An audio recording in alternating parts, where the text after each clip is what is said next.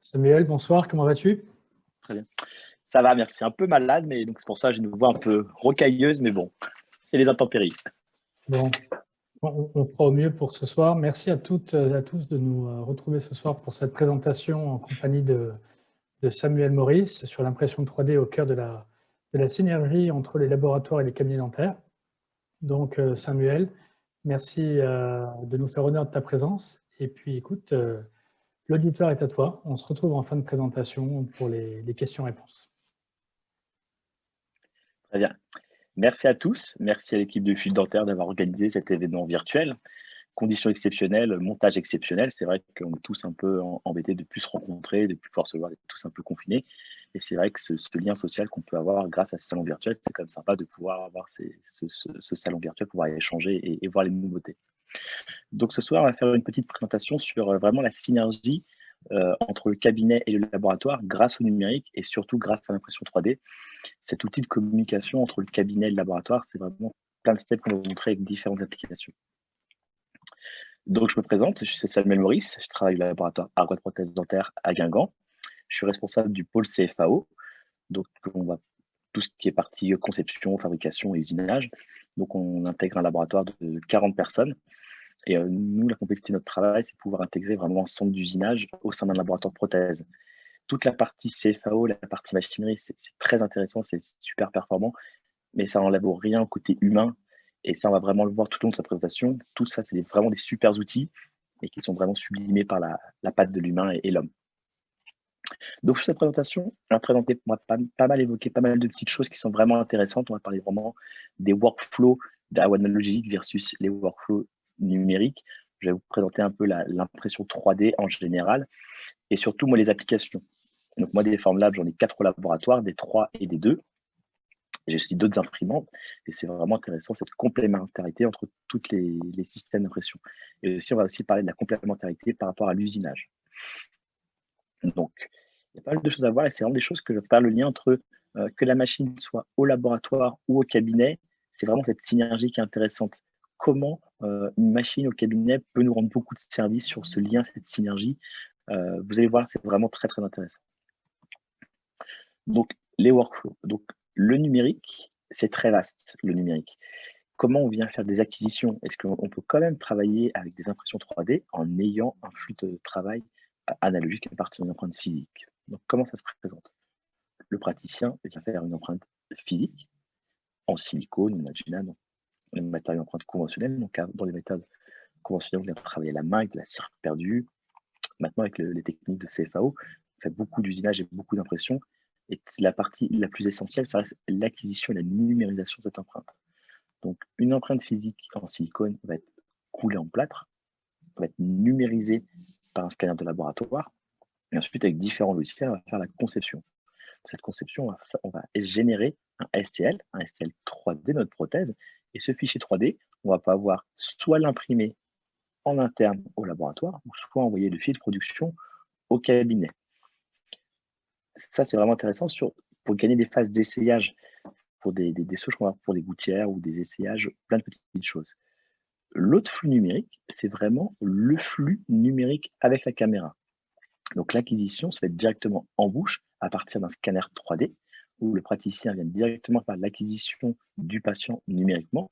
Donc on s'affranchit complètement de l'empreinte physique avec les défauts qu'elle peut apporter, des petits problèmes de tirage, d'occlusion, de manquement. Et c'est vrai que le numérique, c'est complètement une nouvelle façon de travailler et d'appréhender les cas grâce à cette acquisition. Et l'acquisition, ça a vraiment changé notre façon de travailler, c'est-à-dire que sur des mock-ups, des wax-ups, sur des prises d'occlusion, on a vraiment quelque chose qui est prédictible et répétitif. C'est-à-dire qu'une empreinte numérique, ça reste vraiment actuellement le gold standard sur les mini-arcades. Pour l'arcade complète, on peut encore en discuter sur les problèmes de distorsion et d'acquisition sur les grandes portées. Mais l'empreinte numérique maintenant, c'est pas quelque chose de compliqué, c'est quelque chose qui est très simple à mettre en place dans une activité, dans un cabinet. Et il ne faut plus avoir peur de la CFAO comme on pouvait avoir il y a quelques années, peur du numérique. C'est quelque chose qui s'intègre facilement dans un flux quotidien. C'est pour ça qu'on parle maintenant beaucoup de workflow. Donc quand on parle de workflow, une caméra, c'est bien gentil de faire une empreinte, mais c'est mieux d'avoir vraiment un flux de travail, c'est-à-dire l'acquisition, la conception et la fabrication. Plus le workflow est fluide et rapide, plus on va être efficient. Si on commence à avoir une marque pour une acquisition, la modélisation de plusieurs marques, on va s'éperpiller et on perd des informations et de la précision. Donc là, concrètement, avec ce flux numérique, on reste vraiment sur du numérique. Il n'y a pas de physique. Et ça, c'est vraiment très précis et on n'a pas de surprise quand on travaille comme ça. Donc, la partie acquisition, la modélisation, c'est vraiment la modélisation, c'est une part très importante, et la fabrication. Donc, la forme 3B, comment se passe cet écosystème? Donc, forme 3, c'est un écosystème global. On a vraiment la chance d'avoir des résines, un logiciel, une machine, un post-traitement. C'est-à-dire qu'on nous certifie un process de fabrication de A à Z. Comme je le disais tout à l'heure, on ne va pas chercher une résine d'un fournisseur, un logiciel tierce, et derrière, on perd en précision. Et là, on est vraiment dans une certification, on reste dans les clous de A à Z. Et c'est ça qui nous permet vraiment d'avoir des résines biocompatibles, certifiées, parce que le fabricant nous certifie. Si on respecte tout le protocole, on n'aura pas de surprise derrière. Donc cet écosystème se comporte vraiment des résines qui sont certifiées biocompatibles, donc des classes 2, 3. Donc on a vraiment une large choix de résines pour vraiment le champ d'application est très vaste. Ensuite, ce qui est important, c'est que c'est quelque chose d'ouvert. C'est-à-dire que dans l'imprimante, on va pouvoir imprimer des fichiers STL ou des fichiers OBJ qui sont entre guillemets la norme. Donc cette ouverture qui est vraiment intéressante. Le logiciel Préform, c'est un logiciel qui est très important et très simple à utiliser. C'est à partir de cette interface et ce logiciel qu'on va générer l'impression. Ça veut dire c'est bien gentil d'avoir ce fichier 3D, on ne peut pas le lancer directement dans la machine. Il faut le préparer. C'est-à-dire que le préparer, on va mettre des supports qui vont pouvoir supporter cette pièce, faire le lien entre l'objet 3D et la surface d'impression, le support métallique.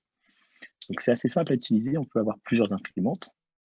Ensuite, on a les résines, on vient sélectionner la résine qu'on veut utiliser, et après on vient sélectionner les épaisseurs de couche.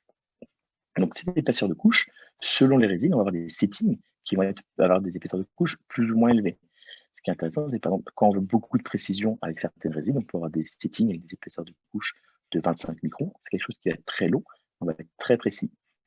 Par contre, à côté, par exemple sur de la résine Train, qu'on va voir tout à l'heure, on aura des settings de 200 microns. On n'a pas besoin de autant de précision sur un porte-empreinte que sur un modèle, on aura besoin de beaucoup de précision pour faire un wax-up et un mock-up. Et c'est ça que je trouve vraiment intéressant, cette facilité d'utilisation avec ces settings, c'est-à-dire par exemple la résine draft qu'on voit à l'écran, on peut l'utiliser de deux façons, soit sur du 200 microns ou soit du 100 microns. Donc le temps d'impression va être presque divisé par deux. Donc si on a besoin de faire un petit modèle d'étude rapide pour montrer un cas à un patient, donc c'est très rapide, mais par contre on n'aura pas un état de surface idéal. C'est pour ça que si on veut quelque chose de plus précis pour thermoformer ou faire de la prothèse, on va partir sur du 100 microns. Et c'est ça que j'aime, cette simplicité d'utilisation dans le préform. Ce qui est intéressant, c'est comment on prépare l'imprimante. Donc la résine se clip, on n'est pas obligé de manipuler les bidons de résine qu'on vient verser dans des bacs où on peut en mettre partout. Donc la cartouche va auto-remplir le bac. Ça arrive sur d'autres imprimantes où on doit remplir manuellement le bac, qu'on oublie d'en remplir et on se retrouve à ne pas avoir assez de résine et de gaspiller une impression. Vous voyez, le bac, c'est pareil. Le bac, il va se clipper et se déclipper vraiment facilement. Et la plateforme, pareil, elle est clippée. C'est-à-dire que maintenant, dans la forme 3, il y a des capteurs. C'est-à-dire si on oublie par inadvertance de mettre le support, on aura un message d'erreur qui, donc, on ne peut pas rater une impression puisque le bac détecte la résine qui est dedans, la cartouche aussi. Et on peut pas mettre, par exemple, une cartouche de résine LT et mettre un bac de résine clear. La machine va nous détecter un problème. Donc ça, c'est vraiment intéressant, cette sécurité dans ce fameux workflow. Le post-traitement, c'est une partie très importante de l'impression. C'est-à-dire que si notre pièce est mal dégraissée, si on n'a pas enlevé les excédents de résine, quand on vient polymériser, on va avoir une légère surépaisseur. C'est-à-dire qu'on va polymériser, on va venir durcir la résine qui n'est pas imprimée. Donc ce qui est intéressant, c'est ce système de wash. On a un système en dessous, on a une petite hélice, et ça fait une espèce de tourbillon qui vient vraiment décoller toute la résine avec de l'alcool isopropylique. Maintenant, avec le forme curve, il chauffe automatiquement et il régule la polymérisation de la résine. C'est-à-dire qu'on a une longueur d'onde qui est constante par rapport aux résines. Ça veut dire que d'autres impressions, on doit modifier sur des fours, on doit modifier les longueurs d'onde. Pas là, c'est vraiment dedans. Maintenant, ce qui est intéressant, c'est que même ce petit curve, ce petit four, on peut avoir des mises à jour. Et maintenant, on vient sélectionner la résine qu'on met dans le curve et il va détecter, il va directement avec le bon programme, avec le bon setting de temps et de température. Parce que toutes les résines n'auront pas le même post-traitement. On ne va pas avoir le même temps de cuisson, que la résine soit transparente ou démodèle. Et maintenant, c'est directement lié dans le curve. Donc ça, c'est intéressant d'avoir tout ce flux commun. J'aime beaucoup faire le rapprochement entre l'usinage et l'impression 3D. Par exemple, moi, j'usine beaucoup de katana. Une galette de katana, qu'elle soit usinée dans n'importe quelle machine, le matériau va rester le même. On ne va pas interférer sur le matériau. C'est-à-dire que peu importe la machine, on aura des différences d'état de surface, on aura plus ou moins de portance d'axe, mais le zircon en lui-même restera le même. Contrairement à l'impression 3D, où là, on a un matériau qui est une phase liquide, la résine liquide, et on va venir la polymériser. On va venir durcir d'une manière sélective avec un DLP ou un LPU. On va venir durcir et figer cette résine. C'est-à-dire que si on a 3 machines différentes, on n'aura pas les mêmes projecteurs. Si on compare du DLP et du LPU, la polymérisation ne sera pas de la même façon. Donc, c'est-à-dire que derrière, on intègre une source d'erreur dans la polymérisation. Le fait d'avoir un flux commun sur cette polymérisation, on n'aura pas de surprise. Donc, c'est vraiment intéressant d'avoir tout ce flux commun que le fabricant nous de l'achat de la résine au setting, au post-traitement, puisque ce matériau, il est transformé. Ça veut dire qu'il est durci, il est polymérisé. Contrairement à une zircon ou une IMAX, le matériau reste le même. Et ça, c'est vraiment quelque chose qui est très important sur cette capacité à rendre cette résine biocompatible. Si derrière, on va, par exemple, un temps d'exposition qui va être plus ou moins long, la résine ne va pas être polymérisée de la même façon. Donc, ça pourra générer des casses ou des surdimensionnements ou des sous-dimensionnements. Donc, ça, c'est vraiment le package global. On n'a jamais de surprise, en fait.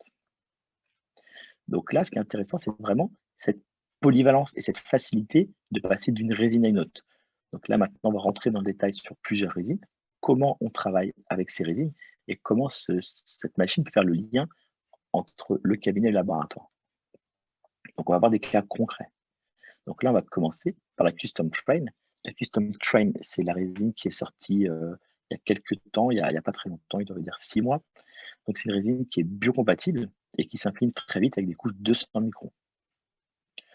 Donc, son usage premier, c'est de pouvoir imprimer des porte-empreintes individuelles en étant avec une classification biocompatible.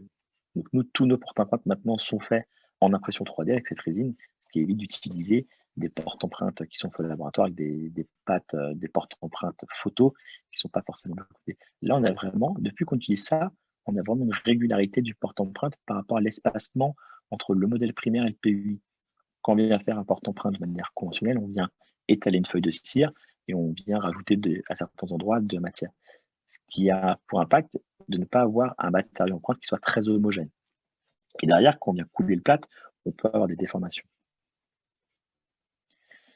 Ce qui est intéressant, c'est qu'elle s'imprime vraiment très très vite. Donc vous voyez, sur le plateau à droite, on a 3h11 d'impression pour 8 PUI, ce qui représente à peu près, si on divise le temps par le nombre de PUI, on a 20 minutes par PUI.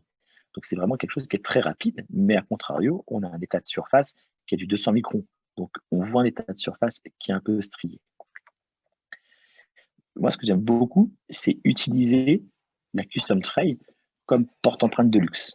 C'est-à-dire que le patient qui se présente au cabinet, qui souhaite réhabiliter sa prothèse, qui veut refaire une prothèse existante, au lieu de repartir à zéro avec un alginate, une cire d'occlusion et tout ce qui en découle pour une méthode conventionnelle, grâce au numérique, on va numériser au cabinet une prothèse totale existante.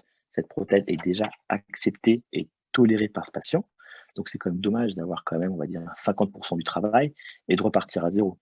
Cette prothèse, elle est peut-être pas belle, elle n'est peut-être pas adaptée, mais elle est tolérée par le patient, elle est en bouche. Donc, plutôt que de mettre cette prothèse de côté, on l'exploite, on va l'optimiser, on va s'en servir comme porte-empreinte et de base doc de luxe. Donc, on la numérise avec la caméra 3D et ce fichier 3D, on va l'imprimer en résine Custom Train. Et grâce à ça, on a vraiment cette prothèse qu'on peut vraiment améliorer à notre guise. Ça veut dire faire un remarginage, on remargine le bord, on vient le rebaser. Et on peut vraiment gagner en stabilité grâce à ça. Ensuite, quand on refait ce genre de prothèse, c'est que cette prothèse, elle est un peu usée. C'est-à-dire que le patient est venu user ses dents. Donc, cette prothèse aura une dimension verticale, une DVO qui ne sera pas bonne, qu'il faudra corriger. Donc, comment bien corriger cette DV? C'est très simple, avec des pointes de résine composite en tripodis. On vient mettre des pointes de résine, des bourrelets de résine en postérieur et en antérieur pour pouvoir enregistrer le chemin d'ouverture de la mandibule. Ce qui a pour but de pouvoir, de manière anatomique, augmenter la DV. Ce qui arrive souvent au laboratoire, c'est qu'on récupère des cires d'occlusion et on nous demande d'augmenter la DV de 1, 2, 3, 4 mm. Le problème, c'est que quand on fait ce genre de technique, l'augmentation de DV, elle n'est pas faite dans le bon chemin d'ouverture. Ce qui a pour influence d'avoir d'une béance antérieure, une surocclusion postérieure. Donc, vous voyez, c'est tout simple, c'est-à-dire on prend sa caméra, on numérise cette prothèse existante, on l'imprime en custom train. Ce genre d'impression, ça va prendre, je crois, une trentaine de minutes avec une forme 3. Et ensuite, derrière, cette prothèse, on vient l'optimiser. C'est-à-dire, on vient la rebaser, la remasiner. Et l'intérêt, c'est, vous voyez, sur la photo à droite, on peut prendre des photos et cette pièce, nous, au laboratoire, on la récupère. Donc, ça veut dire que le trait que le praticien, ce trait noir, visuellement, on peut le voir. On pourra refaire le montage en fonction de ce trait. Donc ça, c'est des choses toutes simples, mais qui évitent beaucoup d'étapes. C'est dommage de repartir à zéro alors qu'on a la moitié de la solution au bout du patient. Et ça, c'est quelque chose qu'on fait de plus en plus. Ensuite, on va parler maintenant des résines à modèle. Donc là, on va commencer par une toute nouvelle résine qui s'appelle la résine Draft, la Draft V2. La résine Draft V1 existait déjà avant, elle était d'une couleur bleue. J'utilisais très peu cette résine parce qu'elle avait un setting de 300 microns et elle n'avait pas d'état de surface qui était assez intéressant. Là, la Draft 2, ils ont beaucoup amélioré les settings et ça veut dire que ce genre de choses avec des épaisseurs de couche de 200 microns, ça reste 200 microns, c'est vrai qu'on a des choses assez marquées, mais ce genre de choses, c'est imprimé en même pas 30 minutes, même pas 20 minutes. C'est assez rapide, donc ça peut être intéressant pour faire des gouttières thermoformées. C'est intéressant pour faire des gouttières au cabinet avec des thermoformeuses. C'est intéressant d'imprimer un modèle pour montrer aux patients ce qui se passe et de projeter sur un plan de traitement. Cette résine, elle peut aussi s'imprimer en 100 microns. Ça sonne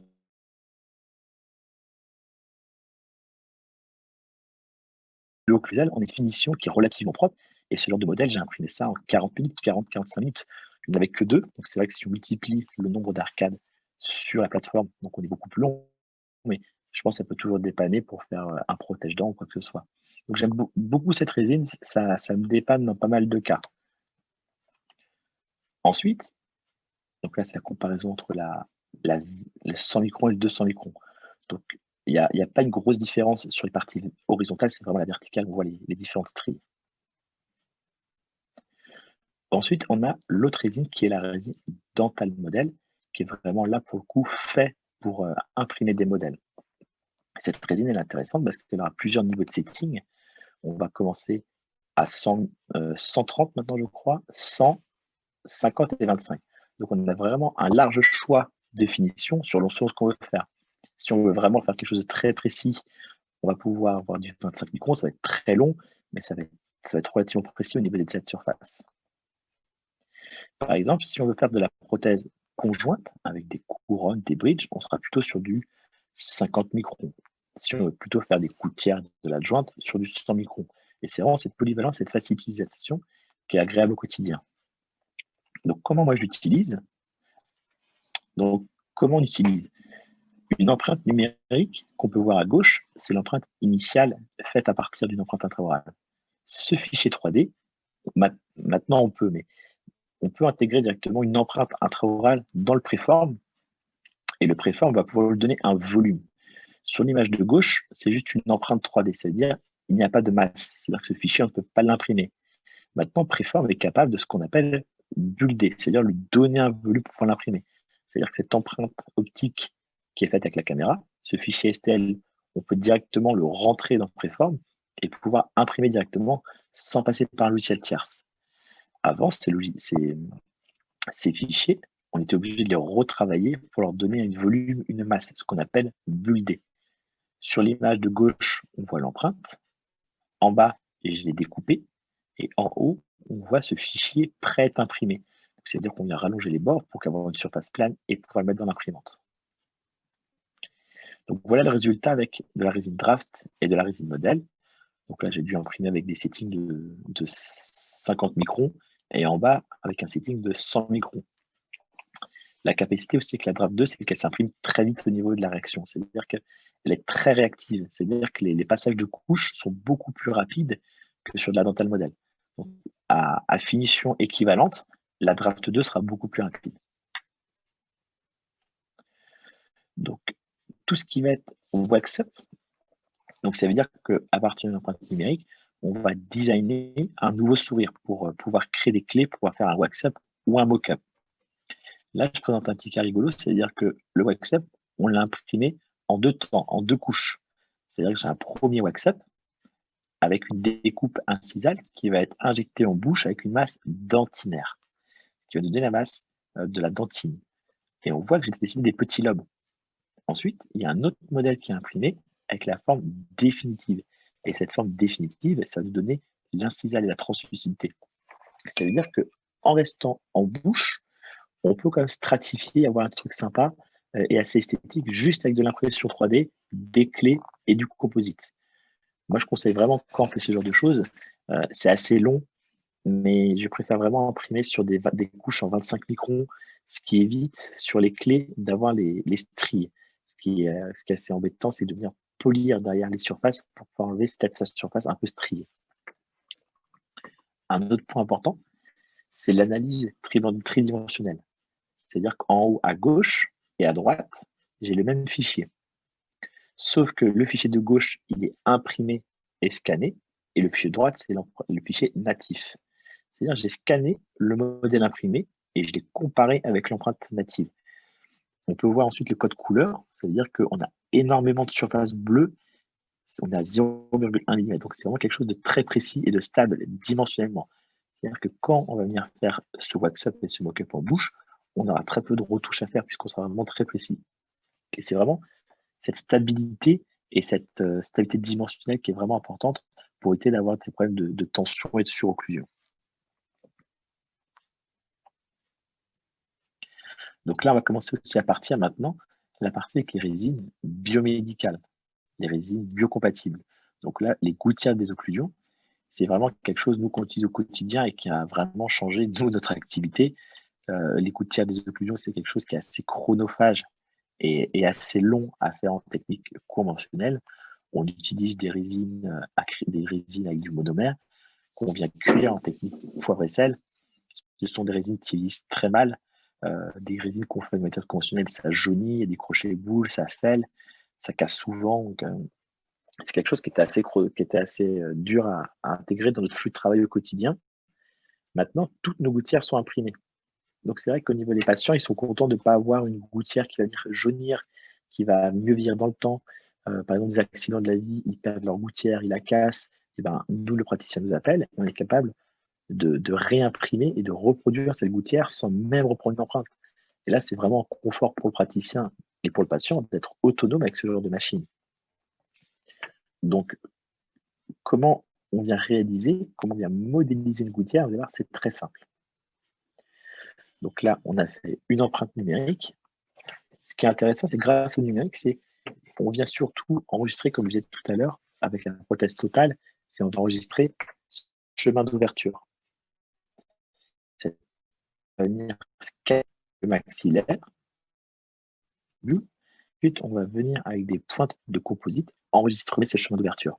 C'est-à-dire qu'on ne va pas nous mettre sur un articulateur virtuel nos modèles pour augmenter la DV pour donner la place à des gouttières. C'est vraiment le patient et le praticien qui vont déterminer en bouche avec des gigs, avec des cales, cette nouvelle dimension verticale. Une fois que la dimension verticale est maintenue, avec la caméra, on vient enregistrer la relation entre le maxillaire et la mandibule avec ces cales. C'est-à-dire que notre gouttière va être capable de reproduire cet espace enregistré en bouche. Donc, on évitera d'avoir, ce qu'on disait tout à l'heure, des surocclusions postérieures et des béances antérieures. Et ça, c'est quelque chose avec le numérique qui est vraiment très simple à faire. On prend une empreinte au bas, du composite postérieur-antérieur et on enregistre cette dimension verticale. Derrière, quand on vient modéliser, on n'a plus qu'à remplir l'espace. Donc là, on a modélisé sous le logiciel 3Chef cette gouttière. Donc, on a utilisé un articulateur virtuel. Cet articulateur virtuel, on ne modifie pas cette dimension verticale puisque ça a déjà été fait en bouche. Il va nous aider, lui, à pouvoir trouver des mouvements pour vraiment avoir quelque chose de plat et éviter toutes les interférences. Une fois qu'on a modélisé cette gouttière, ce fichier, on envoie sous préforme. Préforme va se charger de mettre les supports, se charger de trouver les bons settings et on envoie ce fichier dans l'imprimante. Et voilà le résultat en bouche. Donc ça, c'est des praticiens qui le font soit l'imprimante peut être installée au cabinet ou au laboratoire, c'est-à-dire que les praticiens font leurs empreintes, on réalise la modélisation au laboratoire. Comme on connaît la machine, on va savoir exactement les bons paramètres de construction à utiliser pour vraiment avoir un résultat optimum. Et ça, ce que j'aime beaucoup, c'est vraiment quand une gouttière, en fait, c'est un fusible. Si une gouttière casse, c'est qu'il peut y avoir une dysfonction, un problème de tension, un problème occlusal. Et si cette gouttière casse, on est capable, grâce à la technologie, de la réimprimer dans les plus brefs délais. Donc, les résines chirurgicales, c'est vraiment la Chirurgical Guide. Donc, c'est vraiment la Chirurgical Guide que je travaille avec depuis 1 an, qui a remplacé la SG. Tout ce qui va être pour réalisation de glitchir, donc forêt pilote ou full ID. Ce qui est vraiment intéressant par rapport à l'ancienne génération de résine, c'est qu'elle est déjà plus translucide, plus esthétique, mais elle est beaucoup plus résistante et beaucoup plus dure.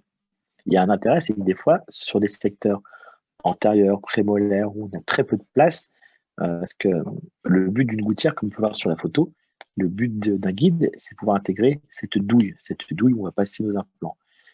S'il y a des zones trop fines, la résine risque de casser. Et avec les anciennes résines, comme c'était un peu plus fragile, pendant l'acte chirurgical, si on n'est pas assez de résine, ça pourrait casser et ça pourrait influencer la chirurgie. Là, on a vraiment quelque chose de très résistant, même sur les zones très fines, ce qui peut empêcher le guide de casser. Donc là, je vais vous montrer un cas qu'on a réalisé il n'y a pas longtemps. Donc, on vient matcher l'empreinte numérique, ce qu'on peut voir en violet. On va venir la matcher avec le code BIN, donc le code BIN 3D. On va matcher les deux et on va pouvoir simuler la position des implants. On va planifier les implants. Une fois qu'on a planifié les implants, on va venir planifier les douilles. Les petites douilles, c'est les parties métalliques qui vont faire le lien entre ce guide et les forêts. Donc là, on a utilisé le logiciel mGuide pour pouvoir réaliser le guide. Et ensuite, on a réalisé une mise en charge immédiate. On a modélisé ça avec le logiciel Exocad. Donc là, on peut voir le guide imprimé en Chirurgical Guide. Donc vous voyez l'adaptation parfaite sur le modèle imprimé. Le modèle imprimé, on vient clipper les répliques et on voit qu'on a une parfaite adaptation. La petite astuce pour ce genre de cas, c'est que le guide, on l'a imprimé 2 fois. Une fois pour les séquences de forage et une autre fois comme cale de repositionnement pour le bridge provisoire. C'est-à-dire que le jour de l'intervention, le bridge provisoire est calé dans le guide et ça facilite grandement le repassage en bouche le jour de la chirurgie. Donc ça, c'est des choses qui sont très simples à faire au quotidien. Pardon. Donc c'est vrai que les glittières, c'est quelque chose qui est vraiment maintenant assez commun et on en fait de plus en plus. Parce qu'avant, l'impression, c'était compliqué, coûteux. Et là, maintenant, grâce à la Formlab, on peut vraiment démocratiser ce genre de procédé. Une résine que j'utilise aussi depuis pas longtemps, c'est vraiment la résine temporaire pour faire vraiment des bridges provisoires. Mais moi, je m'en sers essentiellement pour faire du prototypage. Donc, c'est vraiment une résine chargée en céramique. C'est vraiment une résine chargée en céramique qui est vraiment provisoire. Donc, ce qui est assez rigolo, ce qui m'a étonné la première fois qu'ils m'ont envoyé ce genre de cartouches, ce sont des cartouches d'1 kilo, mais qui font que 0,7 ml. Donc, au début, c'est un peu désapaisant parce qu'on a l'impression que la cartouche est à moitié vide. Il faut faire attention sur ce genre de résine. Il ne faut pas utiliser des plateformes communes, c'est des plateformes en inox qu'il faut acheter pour avoir une adhésion qui est différente. Donc, il faut bien faire attention avec ce genre de résine. Les plateaux ne sont pas les mêmes. Donc, on peut usiner des couronnes provisoires, des bridges provisoires, mais moi, j'utilise vraiment beaucoup cette résine pour faire tout ce qui est prototypage. Ça veut dire qu'avant de m'embarquer, de finir une restauration esthétique ou de grande portée, on va modéliser la restauration, le bridge, on va l'imprimer en 3D et on va l'envoyer au praticien. si le praticien est équipé lui-même d'une imprimante 3D, j'envoie le fichier 3D par mail, le praticien l'imprime et peut valider en bouche. Donc, comment ça se passe concrètement? À gauche, on peut voir le bridge sorti d'impression.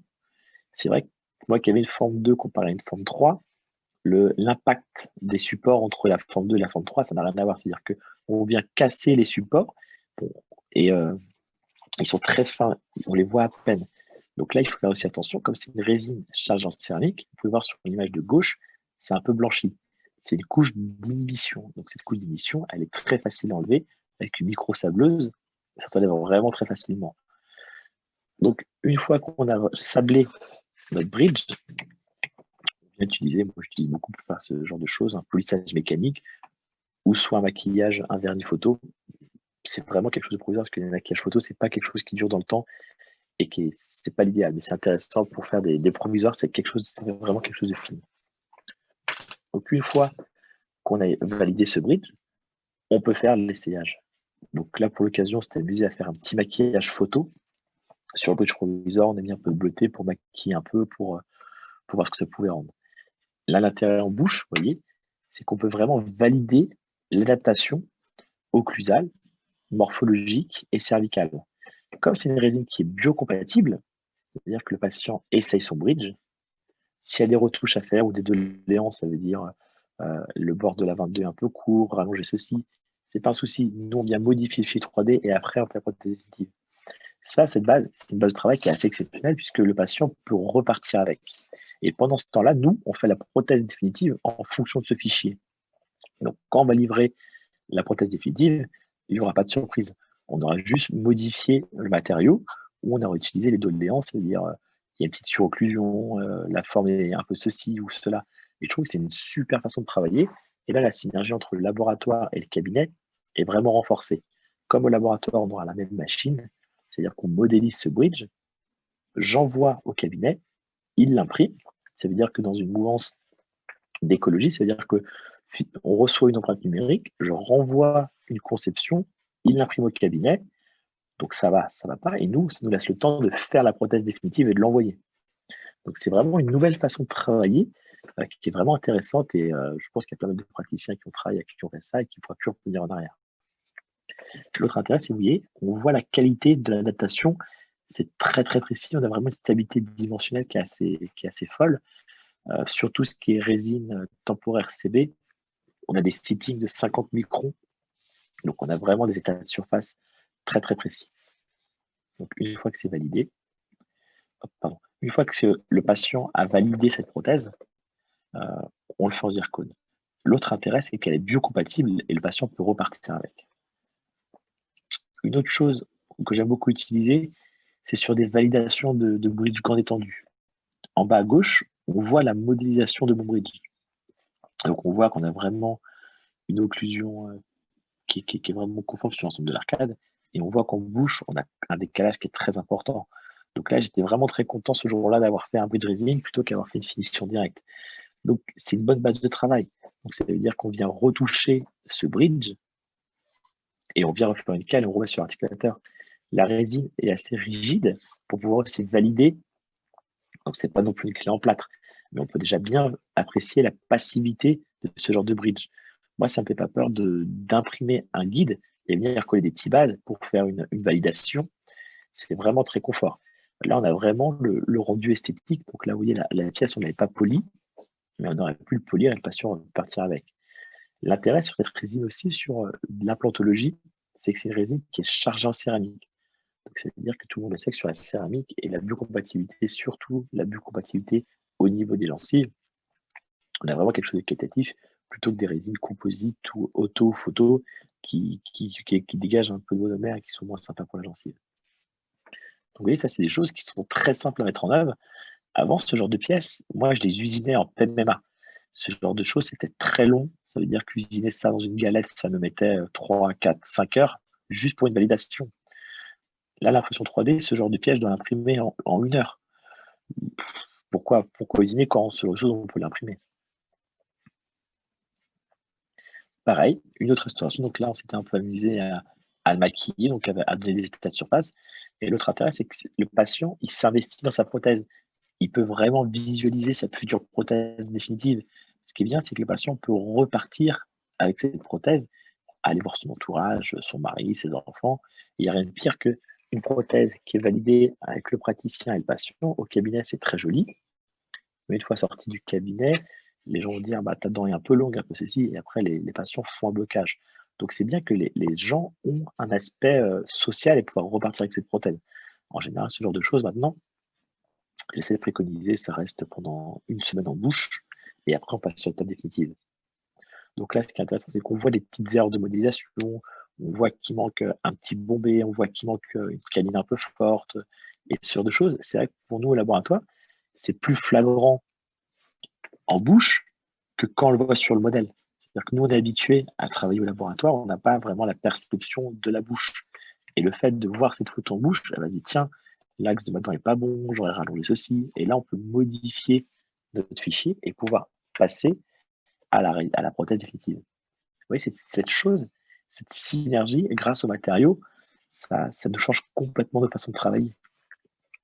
Même pour des choses qui nous semblent un peu, même pour l'adjointe, c'est-à-dire qu'imprimer un montage, on imprime ce complet, le patient peut l'essayer, le valider, et surtout que contrairement à un essayage dent sur cire, la cire c'est assez mou, la cire elle peut se déformer, on n'arrive pas à apprécier, à juger la stabilité d'une prothèse sur de la cire.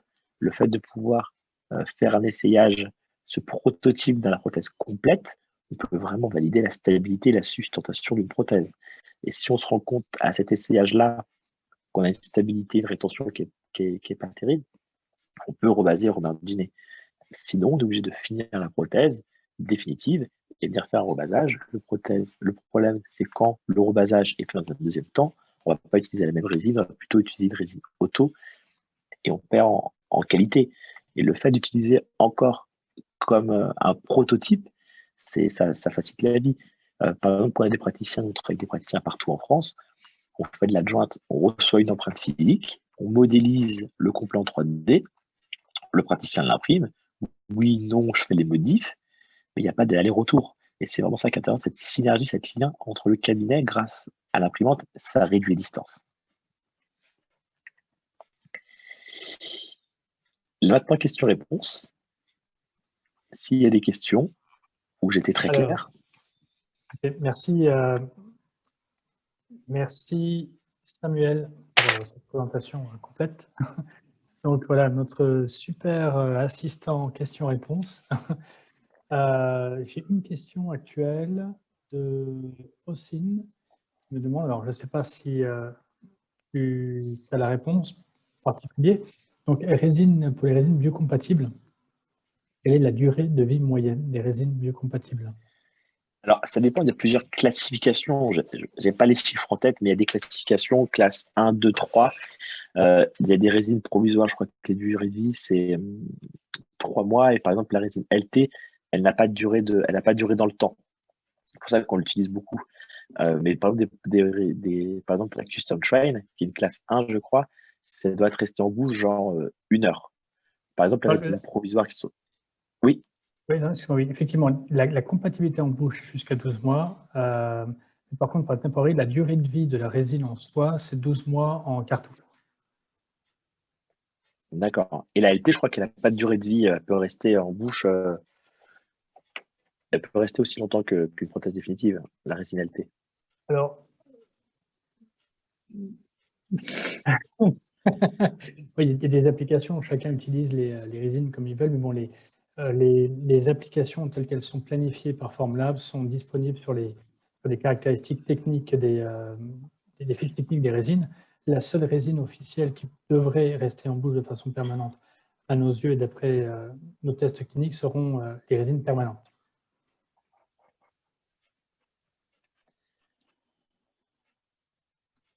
Oui, tu as reçu la réponse. OK. Est-ce qu'il y a d'autres questions? N'hésitez pas, c'est le moment de les poser.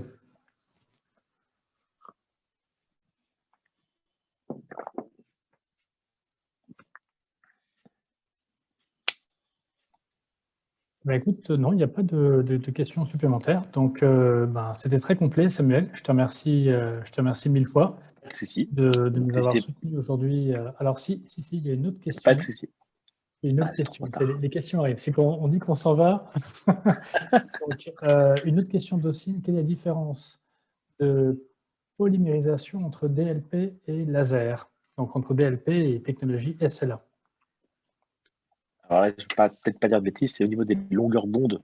Les longueurs d'onde ne sont pas les mêmes sur la polymérisation. Je crois que les ondes, maintenant, le DLP est un peu plus bas que le SLA, mais ça joue vraiment sur les longueurs d'onde au niveau de temps de polymérisation. Tu On pourrait parler confirmes? également de la technique d'impression n'est pas la même, puisque la C'est technique ça, DLP passe par un écran, donc c'est un écran on type. flash, voilà. Voilà.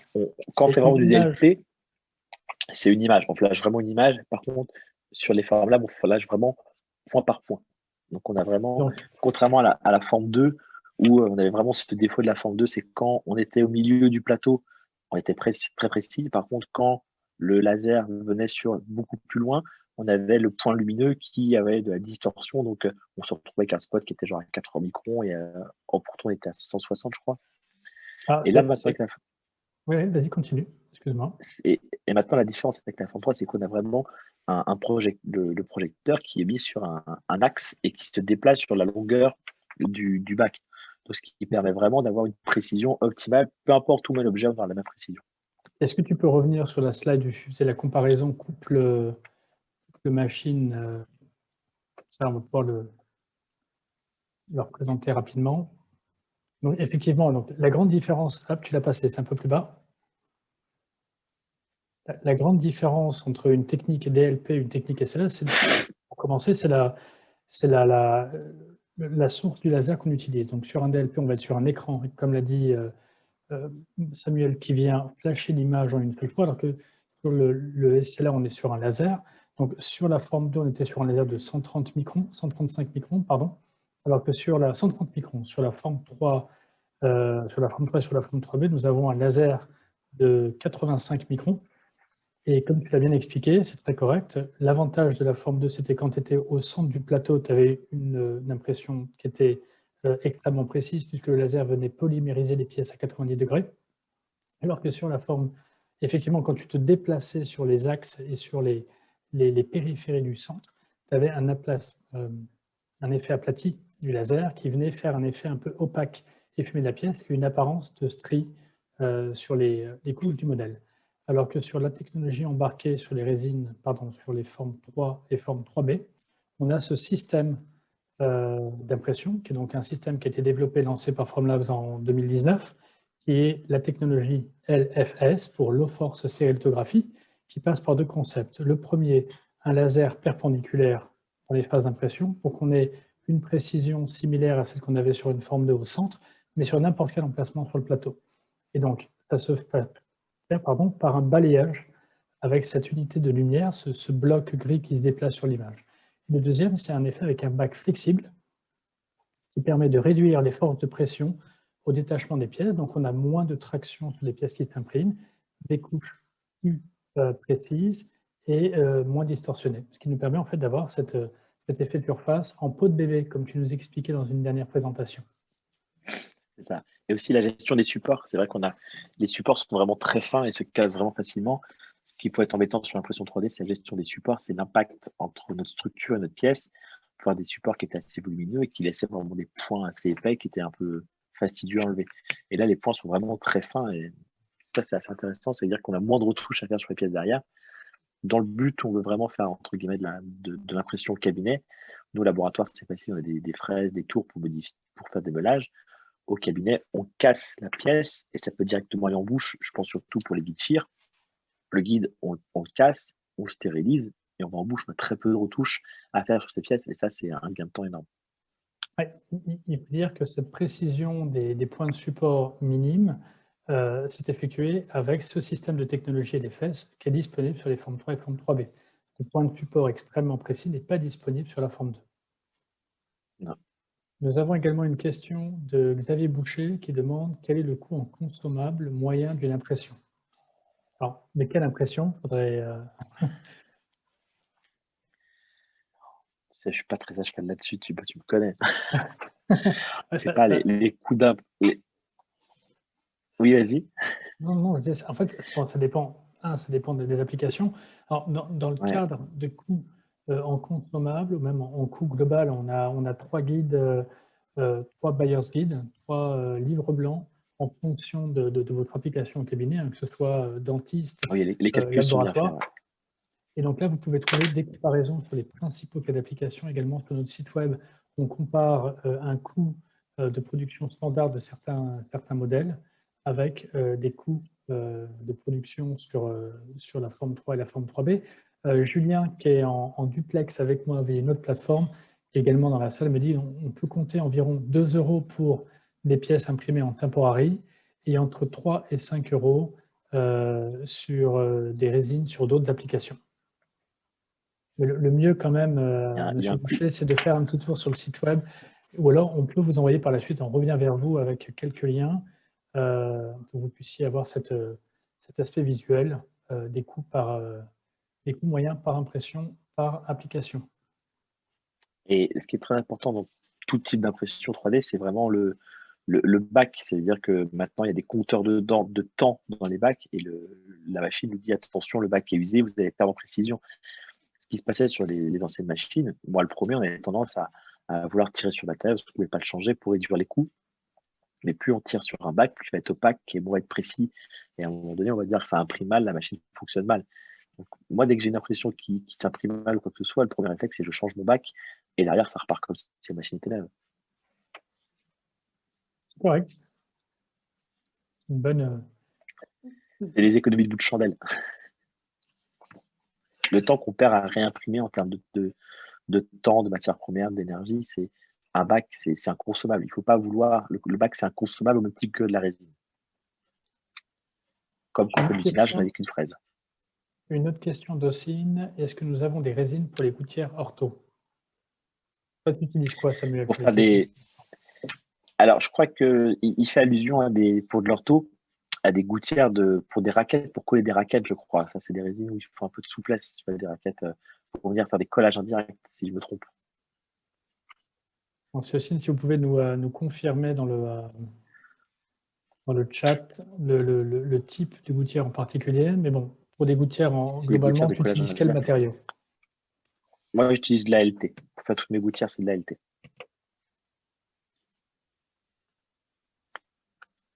Et moi, j'utilise vraiment des gouttières de laboratoire. On fait pas d'orthodontie au laboratoire, mais on fait que des gouttières de surélévation occlusale.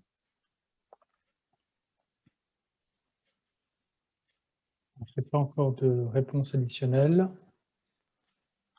Il est 8h20. Il me semble que la prochaine présentation est dans 10 minutes. Donc, on va Rendre peut-être l'antenne. arrêter là pour ne pas exactement rendre l'antenne, pour ne pas empiéter sur la prochaine personne. Dans tous les cas, cette présentation sera disponible. On ne manquera pas, si nécessaire, d'envoyer à chaque personne qui était participant aujourd'hui à ta présentation, Sam, un petit topo et naturellement peut-être quelques PDF pour vous aider à, à, à nourrir ce besoin d'information. Voilà. Bon, bah écoute, Sam, merci beaucoup. Merci beaucoup de nous avoir suivis et merci à toi et à ton équipe de m'avoir invité. Merci à Avec tous. plaisir. Merci Patricia, Merci. Lévy, de l'opportunité de nous avoir permis de faire cette présentation. Bonne fin de soirée à tous et à très bientôt.